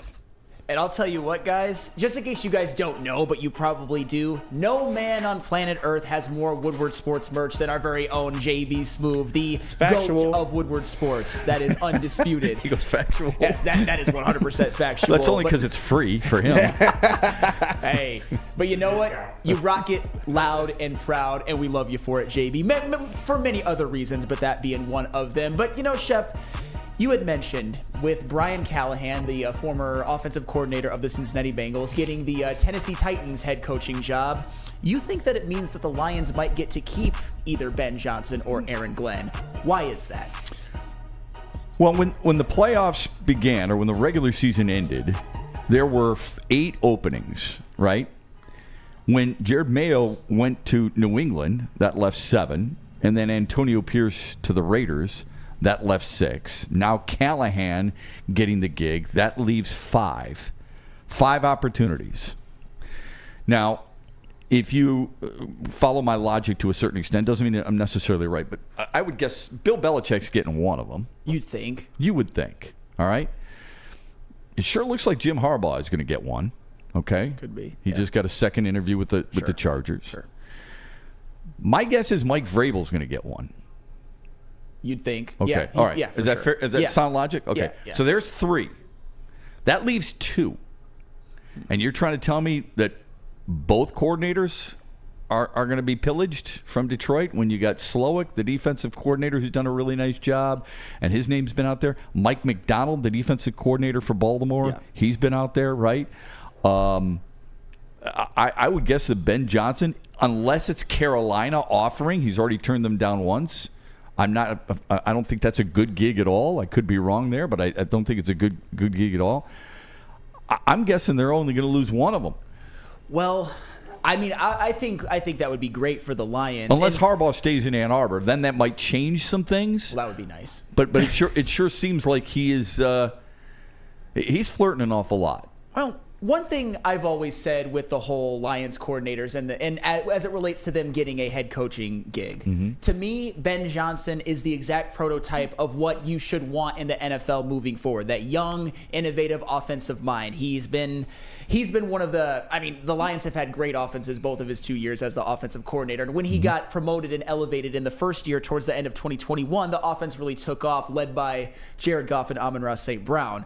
So Ben Johnson, somebody is going to want to find the next Sean McVay, the next Zach Taylor, the next Kyle Shanahan, the next Mike McDaniel, the next Kevin O'Connell, or somebody like that. And I think Ben Johnson is that guy. That's just my opinion. I think any team would be lucky to have him. Aaron Glenn. And offense sells. Sure. Absolutely. I mean, look, when you're an owner, that factors in. I need people to come through the turnstiles. I need fannies in the seats. I want an exciting product on the field to play. Offense sure helps that cause. Absolutely. And in this modern NFL, offense is a lot more important than it's ever been. There's more of a premium on it. And to me, Aaron Glenn, and this is something that I've gotten a little bit of flack for, but I don't think it's that controversial. If I'm an NFL GM or owner, I wouldn't want Aaron Glenn for this reason. And it's not a knock on Aaron Glenn. I never thought he should have been fired. I love the adjustments he made at the end of the year, going to more safety blitzes. We've seen that Ife Melifonwu has been an absolute demon blitzing from the safety position, getting I think 3 sacks in the regular season, a sack and a half in the last game. But Aaron Glenn, it's not all his fault. The personnel hasn't always been there, but he has never orchestrated a good defense in the NFL as a defensive coordinator. As much as we want to talk about how the Lions defense is good enough, given the fact that the Lions have a great offense and their defense has been opportunistic with creating turnovers and red zone, especially in the playoffs. He's never orchestrated a great defense. And you talk about a guy like Mike McDonald, for example. He has with the Baltimore Ravens. They're the best defense in the NFL. And with Aaron Glenn, a lot of the talk about him is he would be a better head coach than coordinator, but especially given the fact that he's a defensive-minded guy, the fact that the defenses, although not all his fault, have never been good with the Detroit Lions. This season it's been serviceable enough. I wouldn't want him, and it's no disrespect to him as a coordinator, I wouldn't want him as the head coach of my franchise. I mean, you saw a guy like DeMeco Ryans. He got a head coaching job with the Houston Texans as a defensive coordinator, but he had orchestrated a great defense. More talent with the San Francisco 49ers, but to me, I want to see Aaron Glenn do it with more talent. Actually having the Detroit Lions being like a top 15, top 10 defense before I would want him as a coach. Somebody wrote this in the chat, and it's fair. They said, oh, Shep loves being the contrarian. I don't know if I necessarily love being the contrarian, but I like to look at all sides of arguments. And I think it's important we talk about sports or anything in life in more than just emotion. And I think sometimes we get caught up in our own bubble, because I know I sure as hell do. We know more about the Lions than we do about just about any other team. We know more about the Tigers and the Wings and the Pistons. So that's what we base our opinions on, and that's fair. But Aaron Glenn's defense during the regular season was ranked 6th in points per game. So my question to you would be, how good do you have to be to be a defensive coordinator for you to say he's had a great defense? He held the Dallas Cowboys to 20 points, half their average at home this year. He held the Rams out of the red zone in all 3 tries in the playoff games and held Matthew Stafford and company to 6 points in the second half. What is it you're looking for from Aaron Glenn being a quote-unquote great defensive coordinator in an effort for him to get that opportunity? Well, there's for every time that you can mention where the defense performed well, which the Dallas Cowboys game, that was a great performance. I would say the Rams game and even the Buccaneers game, they did enough. Well, those are pretty big games. No, man. those are big games, but you look back at the Seattle game where they gave up 37. Although it wasn't all him, there was a pick six, there was a couple of short fields, there's the Baltimore Ravens game. The fact that they have allowed legacy games to Jordan Love in losses. They've seemed to have trouble with Justin Fields, even though Justin Fields I don't think is a great quarterback. He's just mobile, and that's something that the Detroit Lions have always struggled with. It's just, to me, it's not even just about Aaron Glenn. It's about who he's competing against for jobs, as you mentioned. Like Ben Johnson, I would take Ben Johnson. Mike McDonald, the defensive coordinator for the Baltimore Ravens, I would take somebody like him over Gave up 33 Aaron to Cleveland earlier this year. That's fair, but you saw what they did in the playoffs to the Houston Texans. They didn't. The Houston 100%. And that's why I brought up the Yeah. examples Yeah. in the playoffs for what Aaron Glenn's defense did. I'm not saying I would take Glenn over Ben Johnson. I'm asking the question, what is it we look for in a coordinator in a sample size? I think the argument is probably, how come they've gotten better than last year. Sure. But why didn't they improve in certain aspects a year ago? Are they making the proper adjustments? Smarter men than I would know that. I wouldn't seem to have a problem because I think it's a lot of it. First of all, let's not look at him just being a defensive coordinator. His responsibilities as a head coach go much deeper than just being a DC. Who would he hire as the DC? I mean, these are where you get into an interview. If you're the general manager, you say, who are you looking at as your possible coordinators? That tells you something about Aaron Glenn. But probably the first and foremost is, how do players respond to that coach? There's a reason that Max Crosby and Devontae Adams and other members of the Raiders went out and said, we want Antonio Pierce. Mm-hmm. That doesn't mean that that's the reason you keep a guy, because there's been plenty of players out there who've supported their head coach, and that coach has been taken care of and pink-slipped. However, when you see the way the Lions defense responds to Aaron Glenn, I think it tells you something about the man, too. And I think he can be obviously a head coach and a successful one. I'm not saying that it's this year, but I do believe it goes deeper than just whether or not his team performed in one specific game during the regular season. Oh, that's entirely fair. I mean, Aaron Glenn seems like a guy who's a great leader of men, and you've seen a lot of these young guys who have really emerged. I mean, Aidan Hutchinson's one. Aleem McNeil has taken a leap. Brian Branch has been pretty much great from the beginning. Mm-hmm. Like guys like Ife Melifonwu has stepped up big, a guy who was a bit of an afterthought. Kirby Joseph led the team in interceptions. Like these young guys. Jack Campbell has gotten better. Jack Campbell has gotten better as the season has gone along, most certainly. And for that, you have to give a lot of credit. And I've also given the caveat that the fact that the defense has had some struggles this year at times is not all Aaron Glenn's fault. They don't have the best personnel. They don't have Baltimore's talent. They don't have San Francisco's talent or anything like that. It's just, I also think that Aaron Glenn would really benefit from another year as a defensive coordinator. I think that he could, depending on what the Lions do in the draft, free agency, with the development of players, I think that the Detroit Lions could have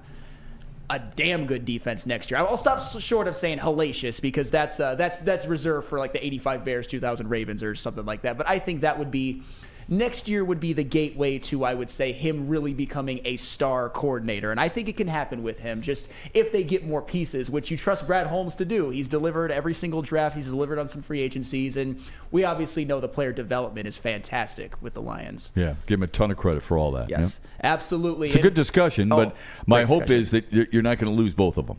And so you might that's not. my hope. And that would be great, because I think sometimes Lions fans, and I don't blame them, I've been there before, where you're almost resigned to the fact that they're both gone, at least Ben Johnson. But if you can keep Aaron Glenn, like I said, I think his upside as a defensive coordinator is fantastic. And when we come back, we're gonna, I know it's Lions, but we've got Kool-Aid in the house. He's a Michigan fan. I'm a Michigan fan. And we're gonna talk a little bit about Jim Harbaugh and his flirtation with the NFL, which may be more than flirtation. But first, I'm going to tell you about Big Boy. Wintertime in Detroit is always better with comfort foods from Big Boy. Try the veal parmigiana or the new Southern Comfort chicken bowl. How about breakfast? The stuffed potato pancakes are back. The classic lumberjack or Santa Fe Garde. Also, new apple pie hotcakes that are too good to miss. Top it all off with the new gingerbread shake for dessert. Shop by your local Big Boy today. Savor the heart of home at Big Boy with our all-new down-home comfort dishes. Feast on home-style goodness with our Southern Comfort Chicken Bowl, veal parmigiana, and apple pie hotcakes. The down-home delight doesn't stop there. Potato pancakes are back. Dive into the richness of our perfectly crafted potatoes with our classic potato pancakes and our stuffed potato pancakes. Top off your meal with our new gingerbread shake, a seamless blend of creamy vanilla and sweet gingerbread flavors. Nothing beats the comforting taste of down-home cooking. Enjoy every bite, only at Big Boy. Stop searching for a vehicle and start finding one. Les Stanford Chevrolet Cadillac makes it easy. We harness the power of multiple dealerships and own the biggest selection of GM brands in the area to get you the car you need. With the Les Stanford Group, you'll have access to 4 different dealerships, providing you with more makes, more models, and more choices. We're connected to more than 1,000 vehicles. And with so many high-quality CPO vehicles available, you'll find new car quality at pre-owned prices. You can start and end your search at lesstanford.com today.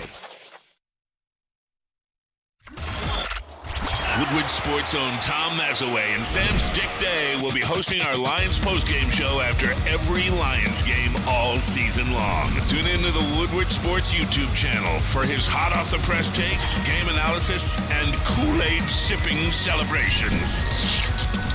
You won't want to miss it. Join Maz, Stick, and special guests each week immediately following every Lions game, exclusively on the WSN YouTube channel.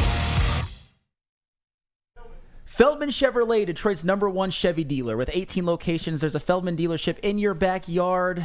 Since 1996, Feldman Automotive has been driven to provide a fast, convenient, and first-class car buying experience called the Feldman Advantage. Visit feldmanauto.com to find the nearest location near you. Catch Woodward Sports Network live from Feldman Chevrolet of Novi every other Monday. Welcome back to the Morning Woodward Show live on the Woodward Sports Network. I'm Flannel Sam. No Jeff Iafrate today. We hope to have him back as soon as tomorrow. But we got Matt Icy roads too much for him today? What was it? You know what? I will vouch for Iafrate and his toughness and his character, but I understand. Chef, I'm glad to have you here with me, though. And we got JV Smooth, and we got Kool-Aid with us as well. And JV Smooth was beside himself this morning. You know that, right? Yeah. He really thought the Pistons were going to beat the Bucs last night. And then Giannis Antetokounmpo just took over. Hey, well, he was left shaking his head. The Pistons, they were in it. They had a fourth quarter lead, but like most of the time, they end up losing. Yeah. And Kool-Aid felt the same way. By the way. Well, yeah. Kool-Aid is in the trenches, though. Give that man a statue for what he's done. I tell you what, the emotion that he had. Like, have you ever seen the cartoon where the heart goes out and in and out? Yeah, you see it right through the chest. Yeah. Right. That's him with the Pistons. Oh yes, but we love him for it because we want someone as passionate as Kool-Aid to cover the Pistons. But speaking of local teams that have, well, not the bad transition because the Pistons don't win. Michigan recently won the national championship, and I'm still on a high from that one, as I know you are, Kool-Aid. And Shep, I don't know where your loyalties lie, but you had mentioned something that Jim Harbaugh got a second interview with the Chargers, looking like he might go to the NFL this time. And you asked the question, should Michigan fans be bothered or annoyed? What do you think? Well, I think the national championship helps. Yes. Okay. So he has done what he set out to do, and he has, calmed everybody's nerves for a certain period of time. Now, whether or not he should be flirting with the NFL is, I think, getting a little old for Michigan fans. I do believe you have to understand a few things when it comes to Jim Harbaugh. That tantalizing NFL job is always going to be there. Mm-hmm. How much, these are the things that I ask myself, how much is enough for a college head football coach? Where are you going to leave your program, if indeed you do leave? And how are you going to leave that program? So if Michigan is in the midst of possibly receiving sanctions based on their head coach, and he's the one who takes the hit for it, and that helps the university by him moving on to the NFL, I would hope Michigan fans would understand that. Sure. On the other hand, if he leaves, Michigan's football program gets saddled with sanctions, and he's gone, that should draw some ire from people, and rightfully so. National championship be damned. it still should be a problem, and it still should be something Michigan fans have issue with. Look, they should be celebrating a national championship, and they should be celebrating with a coach who is committed to their program. I'm not going to tell Jim Harbaugh how to live, how much money is enough, and how to satisfy your quench for championships. If you feel like trying to reach the goal of surpassing whoever it may be, Urban Meyer, Nick Saban, whomever, then stay at Michigan, right? But if it's always, I want to be a Super Bowl winning champion, I want to do what Pete Carroll did, win a national championship, USC, and a Super Bowl, Seattle, then go. But just put the program, I think you owe it to the program, and I think you owe it to the kids and the alumni who have supported you financially and emotionally. You owe it to that program to keep your program in the right spot. Make sure they got an opportunity to good coach. Make sure they're not under sanctions that are going to ridicule that program for a long time. And make sure you got good recruiting classes coming in. There's an issue there. Who's the next coach? If you're going to leave now, where does that put your athletic director, Ward Manuel, in trying to get the next head coach? I've always been a believer that certain programs should be able to go to any other program and say, I want that coach. Our opportunity is greater than what he has. Dan Lanning, I'll just use that as an example. Dan Lanning wouldn't leave Oregon now after signing the extension. But if that's the guy you want, you should be able to go get him if you're Michigan. They're not in that position right now. Kalen DeBoer would have been a nice fit, and I don't say that just because he was at Washington and played in a national championship game, but because he's a really good football coach. You could have gotten him. Not that he would have left Michigan for Alabama or taken the job over Alabama, but if you were the first one in, you never know, right? Who are you going to get now? And maybe Jim Harbaugh is just kind of playing it this way, so they're forced to take Sharon Moore as the next head coach. But I think there's a part of Michigan fandom that is like, yeah, I love the national championship, but now that the hangover is starting to wear off a little bit, and I've drank a couple of cups of coffee, and I've dehydrated, or I've hydrated now, I want to know what's going on, what's coming up next. Because guess what? Your rival, Ohio State, is killing it in the portal, and they're killing it on the recruiting trail. Well, all right. So they are. You know what? I agree. I get what you're saying 100%. But you will never hear these words uttered out of my mouth. National championship be damned, or the national championship hangover is over. And maybe I'm just a fan because that was the greatest sports day of my life. It was a fact. I mean, Kool-Aid, you were there with me at the watch party. Yes, I was losing my mind when the Michigan was letting Washington hang around a little bit too long. I was one of the heaviest celebrators when they won, and obviously the same with the Rose Bowl as well. To me, Jim Harbaugh is a made man. He can do no wrong. I'm not too concerned with next year. I'm not too concerned even if Michigan loses a couple of games, at least for a couple of years. And don't get me wrong, there are some things that could happen for me to be snapped out of it. I think the first thing, and God forbid this happens, if they were to lose to Michigan State or something like that next year, I'd be like, what the F is going on? Maybe I need to lock back in as a fan again. But to me, yeah, it's January 23rd, man. Sure. It's January 23rd. When August 1st rolls around, you're going to be like, I want to know where this team's going to be at. But they did what I wanted them to do for so long. Like, for so long, they couldn't beat Ohio State. Then they couldn't win. I mean, when they started beating Ohio State and winning Big Tens, they'd go to the college football playoff and get smashed. I know that the Georgia loss wasn't the worst because it was a historic defense. They were kind of happy to be there. But the TCU loss was absolutely awful. So getting to see them actually do it, getting a lot of the jokes about half a national championship in 1997, before that 1948, that was enough for me to hold Jim Harbaugh in such high esteem. I think he's the greatest coach in school history. I think he's most certainly the greatest football figure in school history, given the fact that he was also a first-round draft pick as their quarterback and a Heisman Trophy finalist. So to me, Jim Harbaugh can do no wrong. And if you want to talk about Sharon Moore, I would be fine with it just because I saw him. I know that Harbaugh was coaching during the week, but on game day, I thought he did a good job against Penn State. I thought he did a good job against Ohio State, a couple of the biggest games. So to me, it's a non-issue, and it's a shame. Can I ask you a question? Oh, yeah, go ahead. How good did you feel when Michigan's basketball program played for 2 national championships under John Beilein? I felt phenomenal. Right.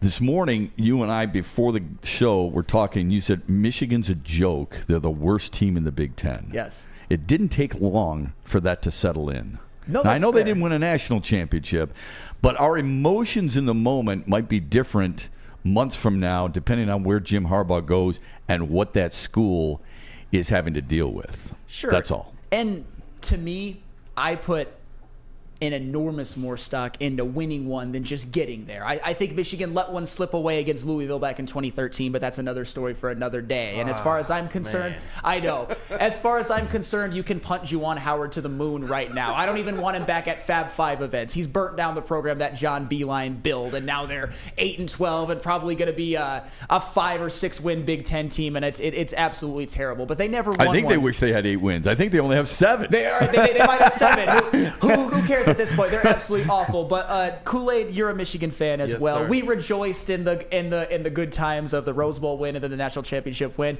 How are you feeling about Jim Harbaugh overall? His flirtation with the NFL, what he's done for the program, just an all-encompassing Harbaugh question. Constant flirtation with the NFL. The constant flirtation. It's something that's gone on for years, so it's not something that surprises me. But coming off of a national championship, the selfish part of me is like, Jim, just come back. Nick Saban is leaving. This thing is set up for Jim Harbaugh to really be the man in the NCAA, college football.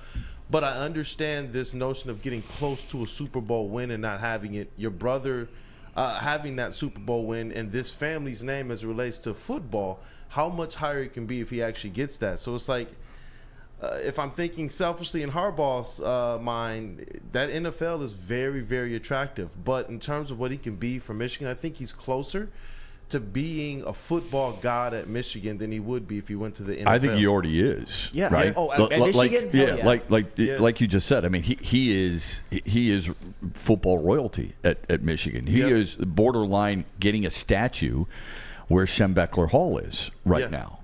And but I think what we have to understand with Jim Harbaugh, right or wrong, age plays a factor. And how many opportunities are you going to get to jump to the NFL? So, and being that he's already been there, he's already lived it. So this is a little different than a college coach going, you know what, never been in the NFL. I want to see what it's like. Hi, Urban Meyer, failed miserably. He's already been there. He knows how to be successful. Okay, you get to 3 NFC championship games, there's something to be said there. You get to a Super Bowl, there's something to be said there. He knows what he did right, but also what he did wrong, hopefully, to try and take advantage of that. My issue is the timing of it all. And I get it. A lot of it is on the NFL schedule. But I think for Michigan fans, if you can separate yourselves for just a moment, and look, I root for just about every Big Ten team in a bowl game. I root for Michigan State. I called Michigan basketball for 15 years. I know what that culture's like, but I also root for MSU. I think they did a really good job in hiring their new head football coach. But I do believe that if you can separate yourself just from the euphoria of winning a national championship, and you are Michigan and you expect, where the expectation has to be higher, okay? If you want it to be Ohio State-esque, it's true. That's what they expect. That's what you should expect. Alabama expects it. There are certain programs that can expect it. If your program wants to expect it, then you should be a little disappointed right now with the constant flirtation and the indecision of what is taking place on where it could leave your program. Well, Freddie Felt 313 kind of echoes your sentiments. Recency bias is real, Flannel. Shep is right. I know I'm on cloud 9 right now. He's a big Michigan fan as well. But once the first kickoff happens, I want to win again. And you know what? Maybe you guys are right. Maybe I'm just I'm on an extended high from a national championship. But that's my point has always been it's a national championship. You can nobody can say that you can't do it anymore. You're in the room of programs that have actually won it. Nobody can say they're just Big Ten good anymore. And maybe it just feels good to vanquish some demons at this point, but it's a national championship. That's I'm a bigger Michigan fan than any other sport, even the Lions. I'll admit that. People don't like me for it, but oh well. It was as cloud 9 as I could possibly be. I get what you're saying, and logically it makes sense, but I'm not too concerned about next year right now, but maybe I will be once the season rolls along. Yeah, because it's not just next year, fellas. Yeah. I mean, this is a decision that, moving forward, you don't, in college football or college athletics, you're signing these coaches to long-term deals, okay?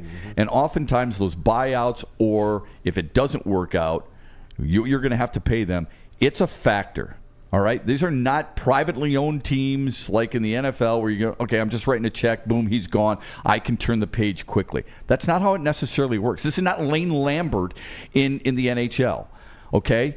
You may have to deal with, well, you're expecting this to be a springboard into continued success, as in Big Ten championship continued success and national championship success. This could set you back in a really difficult way. Just ask the basketball program. I know they're two different sports. You go about things differently. I get it. But it's a massive decision. I think for it's this valid. team. It's very valid. And Flannel, my one thing about this, it's like, okay, he got us that national championship. But I want Michigan to elevate from, hey, we have the most wins to we're the most dominant program in college football. And that's where I'm hoping Jim Harbaugh stays and kind of builds this program to be the juggernaut that we saw Alabama be. I don't know, how possible it is or isn't, because Michigan does things a little bit differently than our friends in the SEC.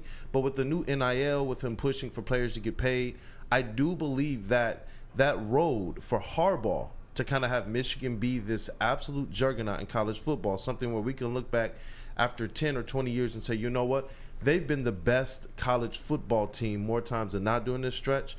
That's what I want out of Harbaugh in Michigan. I really do. I think after 10 years, this national championship might start to wane if they go back to the Michigan before Jim Harbaugh. Oh, sure. In 10 years, absolutely. I'm not going to be satisfied for 10 years. And I get what you're saying. There's something to, Alabama, they didn't rest on their laurels, obviously. Georgia went back to back. Clemson won another one. There's something to be said. What was the key there? It's consistency. Yeah. We all want to be consistent in life. I do. I want to be a consistent dad. I want to be a consistent pro. It's hard to do. And it's hard to win. I get that. But Jim Harbaugh has built a foundation that many coaches strive for in a lifetime. Sure. And I'm not saying he's got to stay just for the sake of staying. All I'm saying is the timing right now does not necessarily favor Michigan if Jim Harbaugh leaves. That's all. You know what? That's a very fair statement, because there's a lot to be said about uncertainty or surrounding a program and their coach and transfers and all of that. Right. And that is, look at Alabama. Yeah. Nick Saban leaves, right? Yeah. Now they replaced Nick Saban with a hell of a coach. Yeah. I know Kalen DeBoer because he was at Eastern Michigan for an extended period of time while I was calling football there. He's a great dude, okay? Loves his players, respects the game, cares about the program. I'm all for it, right? But look at how many guys they've lost to the portal already.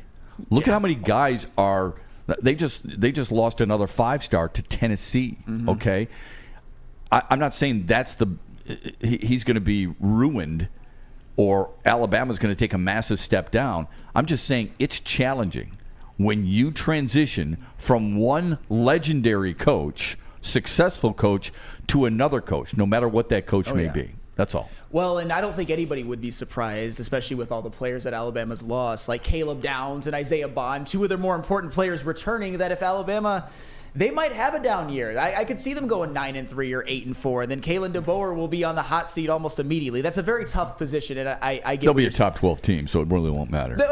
With the 12-team playoff, they'll still make it. But I think the dominant Alabama days, I'm not saying they're over. They're most certainly not over, but maybe take a step back for a year because it's a tough transition. But yes, as much as we love the Lions college football, I love talking about that as well. And if you want a great defense, obviously go to Guardian Alarm because it's a new year. Let Guardian Alarm offer you customized solutions from real experts. Our professional technicians take the time to recommend security and automation solutions specific to your needs.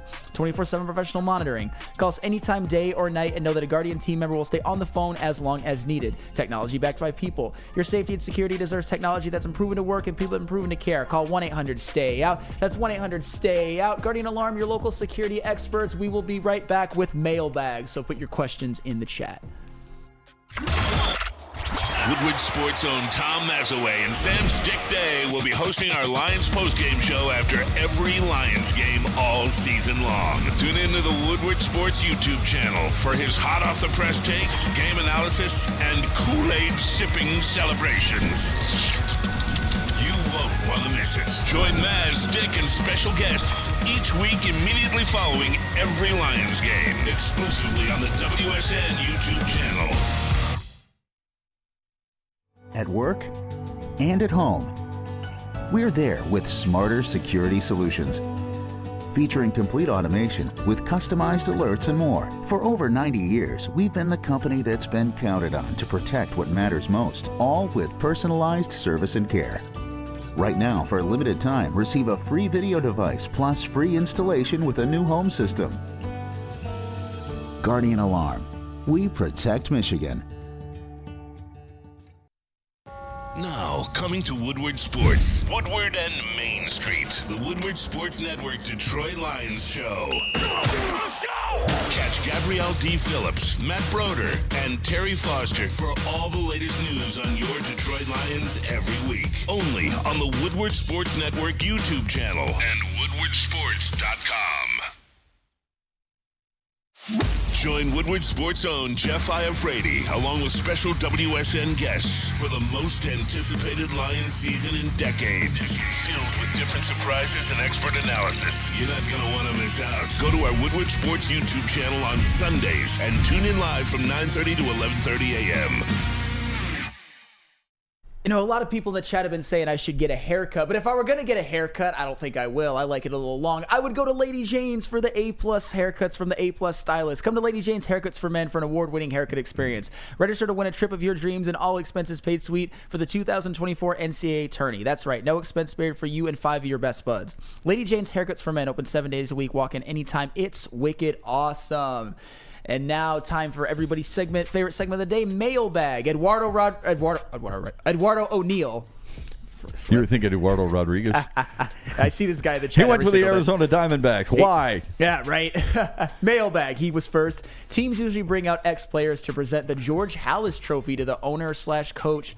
Who should the Lions bring out to present the trophy to Sheila? We're obviously thinking Taylor Decker. We're thinking ahead. I'm thinking Jason Hanson. Oh, you're talking about past players. Yes. Well, Jason Hanson, who I like a lot, really good golfer, but why Jason Hanson? Barry Sanders, Calvin Johnson. A lot of people aren't going to like this, but I've never understood the love affair with Jason Hanson. He's a kicker. Kickers are important. It's a damn good one. Oh yeah, he was really good, but he's a kicker. And when you have Barry Sanders, Calvin Johnson, to me, that's I think it'd be pretty symbolic if Calvin Johnson did it. Yeah, considering a couple of years ago, the owner was booed when she introduced Calvin Johnson at an event at Ford Field. So I think that would be pretty poetic. Yeah. Plus, love Calvin. Great dude. Absolutely. Yeah. That would be my choice as well. Jesse Adams, how many defensive pieces away are the Lions? He said, I'd say 2. A defensive line / cornerback 1. Agreed. Yeah, that's about right. And I think it's probably 2 defensive linemen, but yeah, I think that's a smart move. That sounds right. And I'm not trying to criticize any Lion right now because they're in the NFC Championship game, but I have been very much on the Cam Sutton isn't the guy. All right, here's my question. Yes. It's not in the chat, but I'm going to ask you this question. Yes.